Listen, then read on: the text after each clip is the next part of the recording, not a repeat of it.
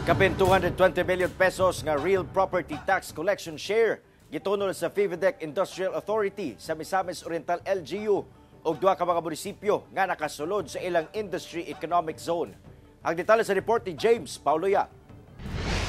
Mismong si Philippine Veterans Investments Development Corporation (FIVIDEC) Administrator Attorney Joseph Donato Bernido ang nanguna sa pagtunol sa mga tseke nga nagkantidad og kapin 220 million pesos isip share sa tulo ka mga local government unit sa real property tax collection sa unang tulo ka bulan sa 2024. Unang gitunol ang kapin 104 million pesos nga kantidad sa real property tax share sa Misamis Oriental LGU, Villanueva LGU nga adunay kapin 76 million pesos, samtang nakadawat sab og 49 million pesos ang munisipyo sa Taguluan.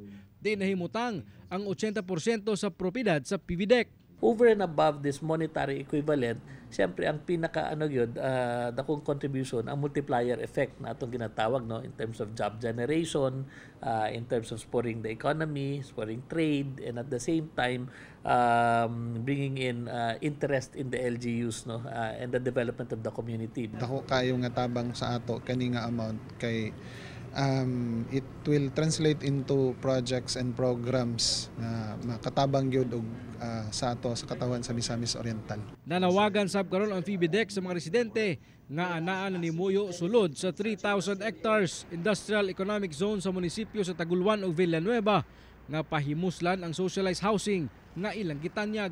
As much as possible, we'd like a seamless and smooth coordination and collaboration with the LGUs para madayon kini nga mga nulod ni sa mga industries kay makatabang mangyapon ni sa tulo ka LGUs. Kauban si Jaybert Pairat sa kamera.